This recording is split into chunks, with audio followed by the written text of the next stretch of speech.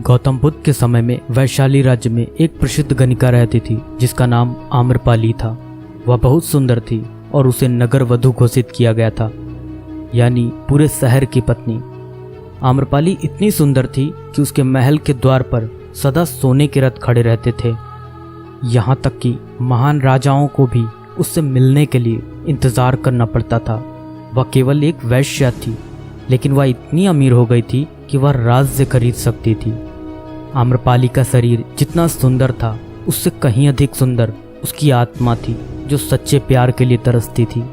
क्योंकि आम्रपाली खुद से वैश्या नहीं बनी थी, उसे जबरदस्ती राजा ने वैश्या बनाया था। आम्रपाली के वैश्या बनने के पीछे एक कहानी है, जिसे मैं किसी वीडियो में आपके साथ जरूर साझा करूंगा।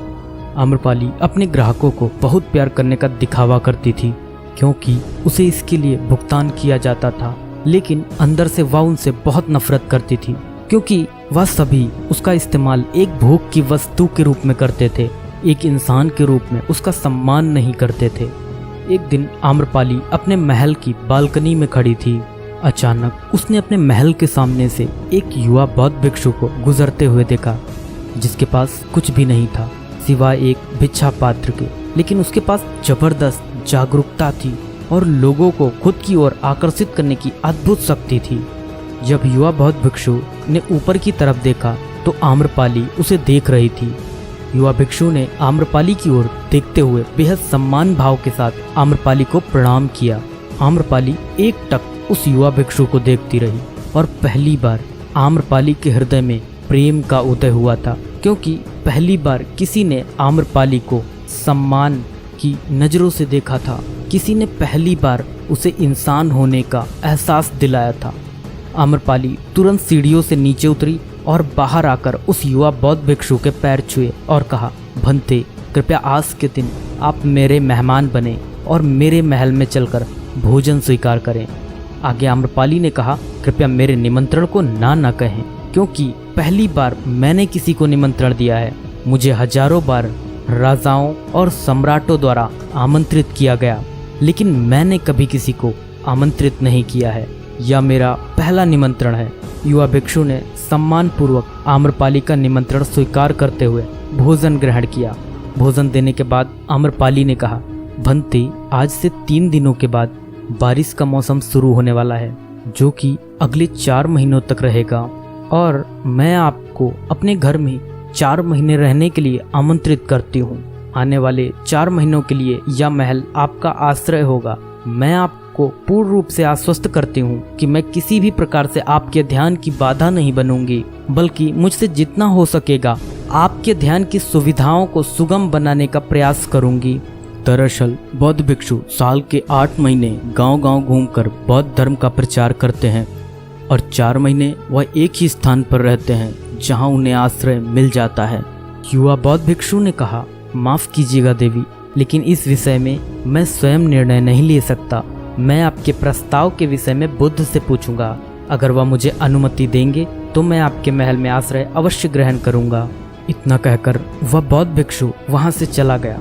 इससे पहले कि वह युवा भिक्षु बुद्ध के पास पहुंचता और आम्रपाली के प्रस्ताव के बारे में कुछ बताता, उससे पहले वहां पर मौजूद अन्य भिक्षु बुद्ध के पास पहुंच गए और बुद्ध से कहा, बुद्ध, आप उस युवा भिक्षु को रोकिएगा।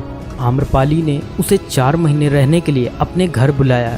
आम्रपाली एक वैश्या है और एक भिक्षु एक वैश्या के घर में 4 महीने रहे, यह सही नहीं है। इससे हमारे संघ में गलत संदेश जाएगा। बुद्ध ने कहा, कृपया आप लोग शांत हो जाएं और उस भिक्षु के आने की प्रतीक्षा करें। थोड़ी देर बाद वह युवा भिक्षु बुद्ध के पास आया, बुद्ध के पैर छुए और उन्हें पूरी कहानी सुनाते हुए कहा, बुद्ध, नगर की एक आम्रपाली नाम की महिला ने मुझे बारिश के 4 महीने अपने घर पर रहने के लिए आमंत्रित किया है। मैंने उसके निमंत्रण का अभी कोई जवाब नहीं दिया। मैंने उससे कहा है कि अगर आप मुझे उसके घर रहने की आज्ञा देंगे तभी मैं उसके घर पर रहने के लिए आऊँगा। अतः बुद्ध, आप जो कहेंगे मैं वही करूँगा। उस युवा भिक्षु ने आम्रपाली के विषय में वैश्या शब्द का प्रयोग न करते हुए केवल महिला शब्द का प्रयोग किया। बुद्ध ने उस युवा भिक्षु की आंखों में देखा और कहा, तुम रह सकते हो। तभी अचानक बूढ़ा भिक्षु खड़ा हुआ और बोला कि बुद्ध, यह सही नहीं है। यह युवा भिक्षु एक सच्चाई छुपा रहा है। इसका कहना है कि एक आम्रपाली नाम की महिला ने अपने घर पर रहने के लिए आमंत्रित किया है, लेकिन वह एक महिला नहीं है, वह एक वैश्या है। बुद्ध ने कहा, मैं जानता हूँ, और क्योंकि इसने वैश्या शब्द का प्रयोग नहीं किया, इसका अर्थ है इसके मन में उसके लिए सम्मान का भाव है, इसलिए मैं इसको वहाँ रहने की अनुमति दे रहा हूँ। वहाँ मौजूद हजारों भिक्षुओं को विश्वास नहीं हो रहा था कि बुद्ध ने एक युवा भिक्षु को एक वैश्या के घर में रहने की अनुमति दे दी है। अगले 3 दिनों के बाद वह युवा भिक्षु आम्रपाली के घर रहने के लिए चला गया। उसके जाते ही वहाँ पर उपस्थित अन्य भिक्षु उसके विषय में तरह तरह की बातें बनाने लगे। बुद्ध ने सभी को शांत करते हुए कहा, मुझे मेरे भिक्षु पर विश्वास है। मैंने उसकी आंखों में देखा है कि उसके भीतर तनिक भी भोग की इच्छा नहीं थी। अगर उस भिक्षु का ध्यान गहरा है तो वह आम्रपाली के हृदय को परिवर्तित कर देगा, और अगर भिक्षु का ध्यान गहरा नहीं है तो आम्रपाली अपने शारीरिक आकर्षण से भिक्षु को परिवर्तित कर देगी। यह एक प्रश्न है ध्यान और शारीरिक आकर्षण के मध्य, जिसका उत्तर हमें 4 माह के बाद मिलेगा। बुद्ध की बात सुनकर वहां उपस्थित भिक्षुओं ने कहा कि बुद्ध उस युवा भिक्षु पर बहुत अधिक भरोसा करके अनावश्यक जोखिम उठा रहे हैं। वह भिक्षु युवा है और आम्रपाली बहुत सुंदर है। समय प्रारंभ हुआ, वर्षा ऋतु गई, 4 माह बीते और वह युवा भिक्षु वापस आया। उसने बुद्ध के पैर छुए और उस युवा भिक्षु के पीछे आम्रपाली भी आई। उस युवा भिक्षु ने आम्रपाली का बुद्ध से परिचय कराते हुए कहा, बुद्ध, यह आम्रपाली है और यह आपसे दीक्षित होना चाहती है। यह एक अनोखी महिला है। यह न केवल सुंदर है बल्कि इनकी आत्मा उतनी ही शुद्ध है जितनी आप कल्पना कर सकते हैं। आम्रपाली ने बुद्ध के पैर छुए और कहा, मैं पहली बार देखने भर से इस युवा भिक्षु से प्रेम करने लगी थी, इसलिए मैंने इस युवा भिक्षु को अपने सौंदर्य से कई बार आकर्षित करने का प्रयास किया, लेकिन मैं पूर्ण रूप से असफल रही। इसके बजाय इस युवा भिक्षु ने मुझे ध्यान के प्रति जागरूक किया और यह एहसास कराया कि वास्तविक जीवन भोग नहीं अपितु ध्यान है। इसलिए बुद्ध, मैं अपनी सारी संपत्ति आपके भिक्षुओं को दान में देना चाहती हूँ और शेष जीवन ध्यान में बिताना चाहती हूँ।